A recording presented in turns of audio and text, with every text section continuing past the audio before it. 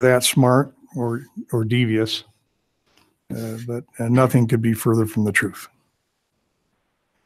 There does need to be a level playing field amongst those who are competing for short-term rental dollars.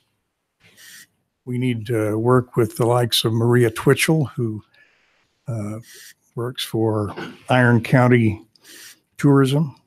And we need to get the tools to track those who are, in fact, renting properties and not paying transient room tax, for instance.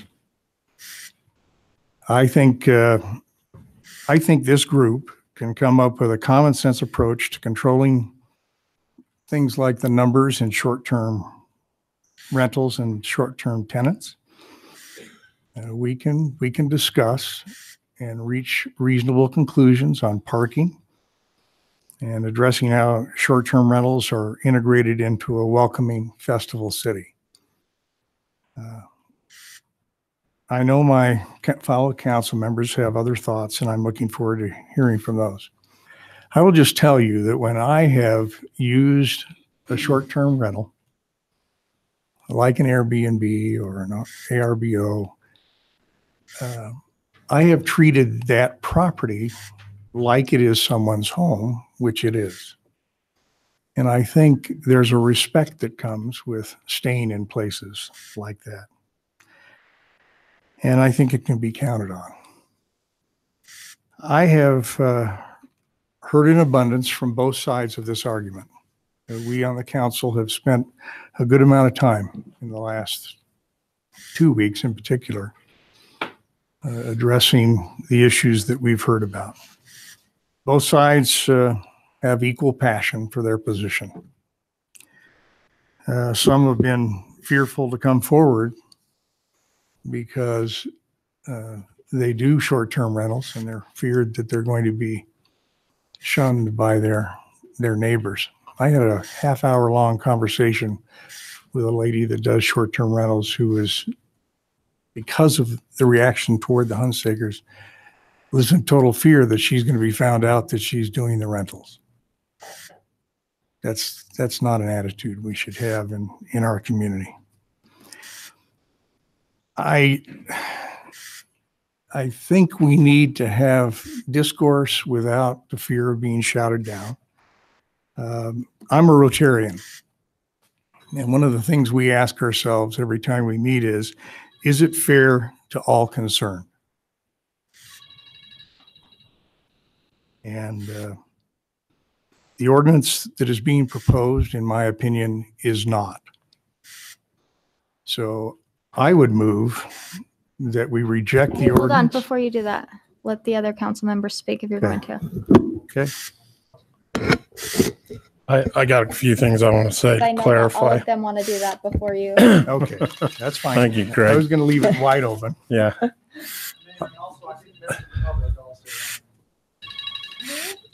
As long as it's new information. We don't want to repeat what we've had at the last couple of meetings. So only new information. I got some new information. Perfect. After extensive research, 1,745 county entry records of documents I researched, I came up with the CCNRs for Royal Hunt Ridge subdivision. And as I stated last week, the county could not provide them. They know where they're at now. And I was able to obtain a copy of them.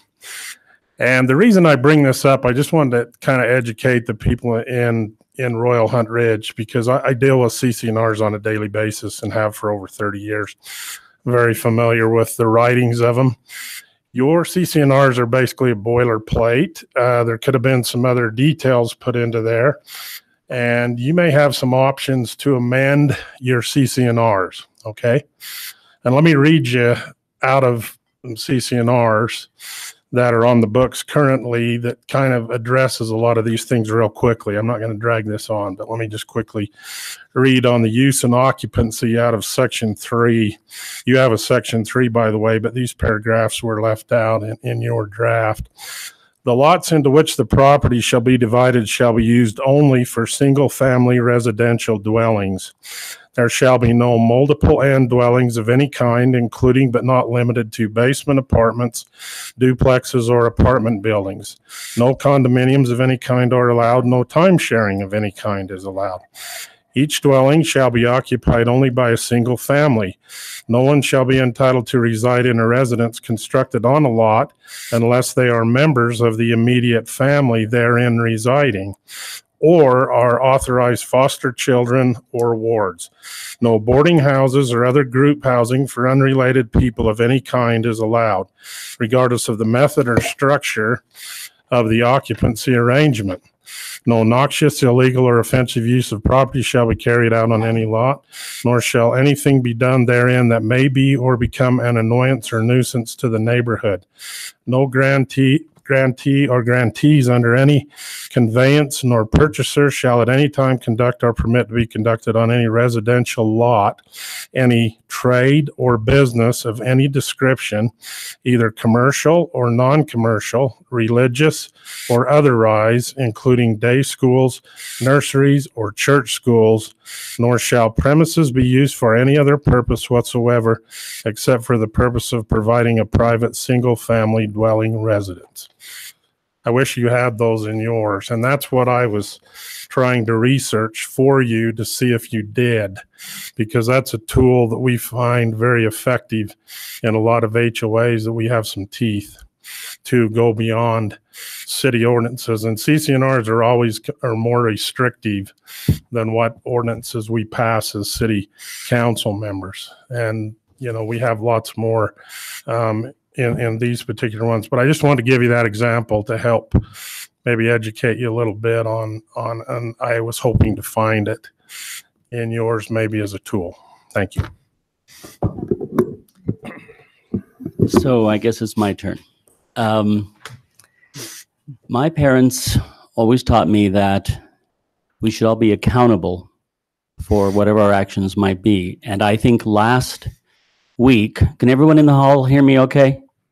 Okay. Yes.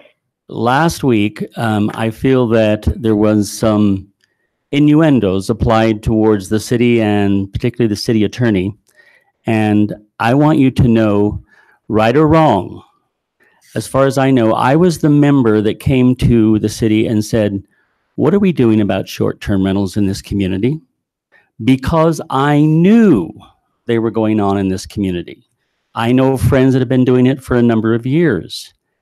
And my intent was to make sure that everyone was on a level playing field. I have no problem with people making income from having short-term rentals.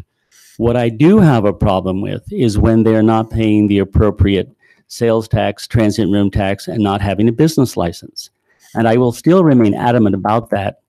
And whatever happens here, that has to be a bottom line sequence to all of these events. The other thing I'd like to say that is in my short 8 months on this council, the one thing that I have found out is we have an extremely talented and dedicated staff. You do not have any idea of the extra hours they put in to keep this city going. I've discovered that with great joy. The one thing I've also discovered is that we're all human. And guess what? We're human up here as well, and sometimes we make mistakes. Mistakes happen, and as many of you have written to us, and I recognize most everybody in this room, and I think I've received a phone call or email from almost every single one of you in this room. So kudos to you for caring so much about this community.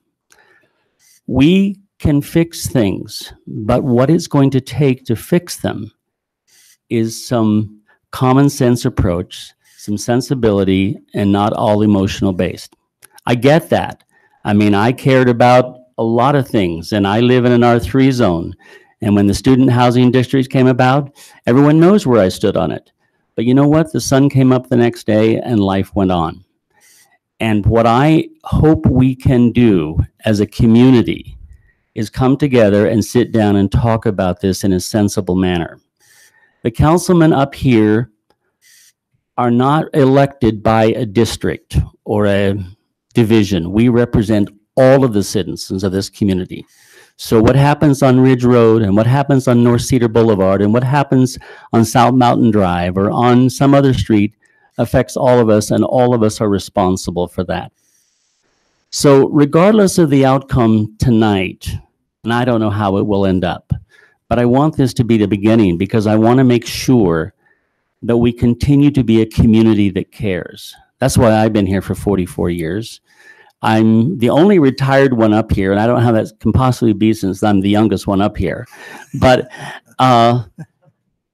I could have gone anywhere. I chose to stay here because I care about this community, and I care about each of you out here in the audience. It may not seem that at times, but I do, and I care about what happens to our community.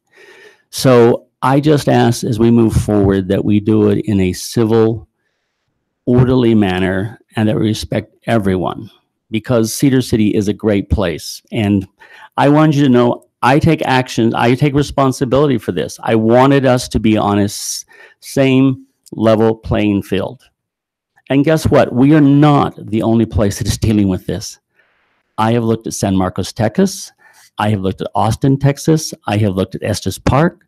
I have looked at Eugene, Oregon, Boulder City, Nevada, Provo, Utah, Anaheim, San Diego, Des Moines, Iowa. They're all dealing with short-term rentals because municipalities and government have not been able to keep up with the internet. So we're going to find a solution to this, and we're going to make sure that we continue to be a great place to live. Thank you.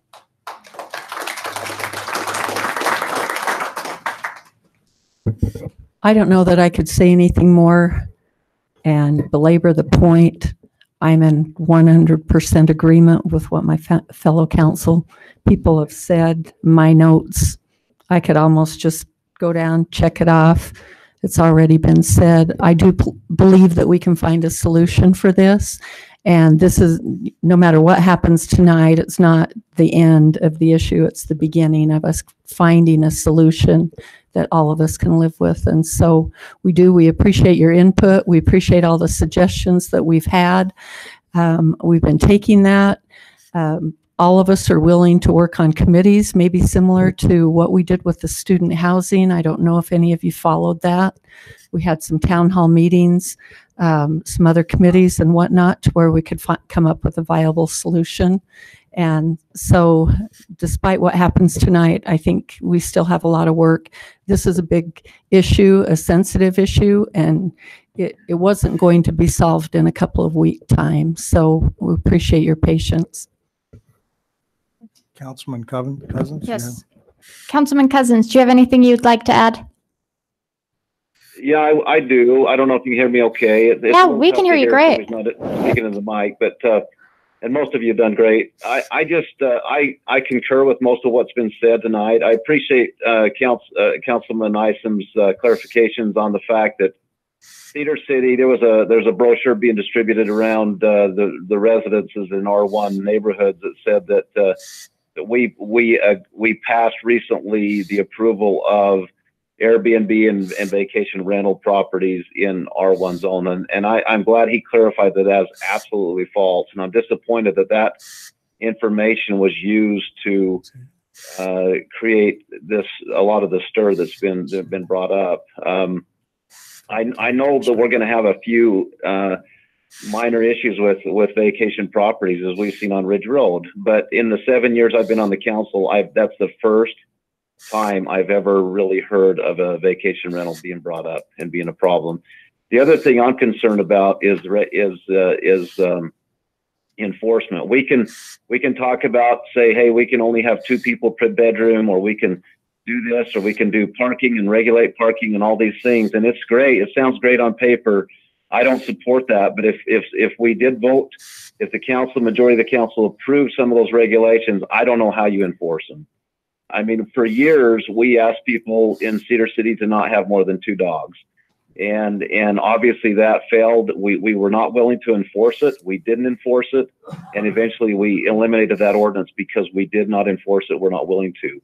And there was so many people that had more than 2 dogs. We got rid of dog licenses because most people did not buy a dog license. And I see vacation rental regulations going the same direction. We can pass all the rules and all the regulations we want, and they may sound great on paper, but do we really want to raise your taxes to hire more staff to go out and regulate, scan the internet, go out and knock on doors and find out how many people in each bedroom? I don't realistically understand how we could even begin to regulate. I don't agree with that, but I don't see how we would ever begin to enforce the rules that might be put into place. And that's all I have to say.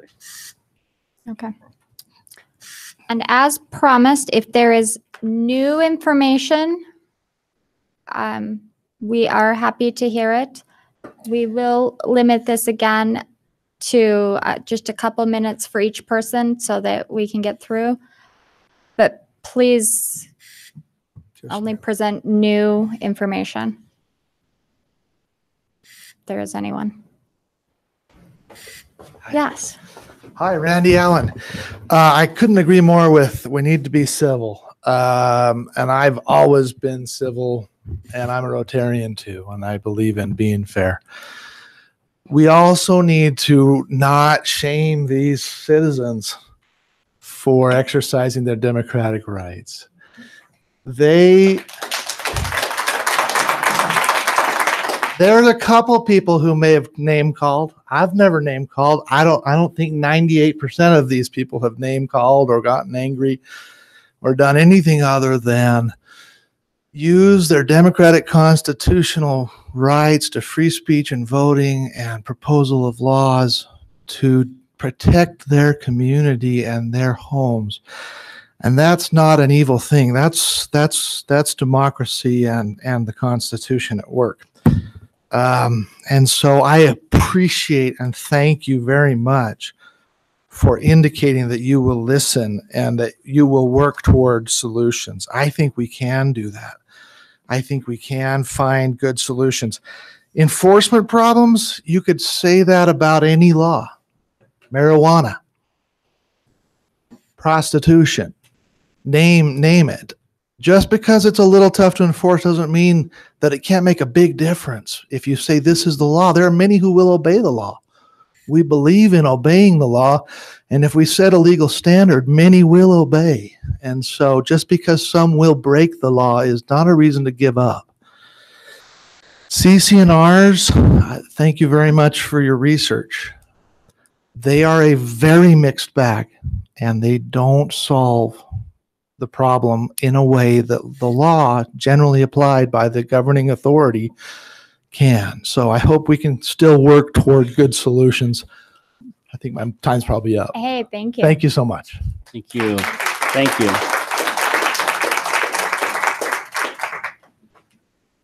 My name is James Ayton, and I was really glad, Scott, that you did some research, and I wondered if you had looked at what St. George is doing, because they have looked at this problem, and as I understand, they've outlawed it in all but 1 or 2 zones. Yes, I did look at St. George. Thank you.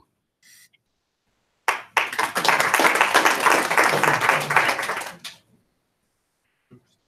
can't help myself. I'm sorry. Bruce Hughes. And I applaud also the attitude of being willing to listen and work.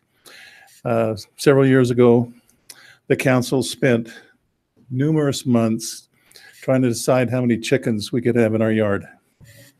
And I think this issue is every bit as important as the number of chickens we can have in our yard. So I applaud you for that. At the same time, I think the concern a lot of people have is they don't want, under the auspices of Airbnb, for someone to have a hotel. If I came to you and said, I want to build a hotel, small, 5,000 square feet, 10 to 30 people, I will abide by all the laws required of hotels. I'll sprinkler my bedrooms. I'll have on-site 24-hour supervision. I will have adequate off-street parking, but I want to do it in an A1 zone. Am I going to get approved for that? No, I am not. And everyone recognizes that that's an unsuitable use. So I think what people are asking for is common sense, common consideration for neighbors, and something that is reasonable. Thanks.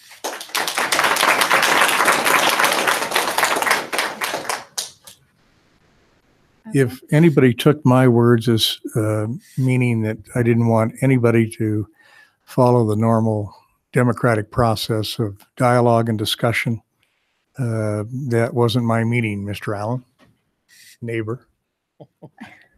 And that would never be the case. In fact, my proposal this evening is that we set up some kind of a community task force or committee with representatives from both sides of this argument, from places throughout the neighborhoods, have representation from the city council. I'd be happy to sit on that committee. My neighbors might not want me on that committee, but I volunteer. And I think this discussion needs to continue on all the different fronts that have been brought forward in discussion. My motion would be to deny the ordinance change that has been proposed and to set up that committee. That's my motion. I would second that. All right, this is a ordinance, so we will start with Councilwoman Hartley. Aye. Aye. I Hold Aye. on, not your turn yet. I had to think about this. Okay, now it's your turn. sorry about that. Aye. Okay. And we will, here's an easier way to do this. If we can get, I know that kind of the Ridge Road folks have a couple spokesmen. If there are individuals from other areas of town that would be interested in joining this group, it will be a public meeting. We want to have somebody obviously from the Lodging Association that if you will we can probably do it right now. We'll have a piece of paper. If you'll write down your name, contact information, then we can start to get that group together. Mayor, can I make a suggestion? We've got a laptop right here. Can we just put it on that information? Sure. A separate piece of paper with That would be wonderful if you want to open a new document and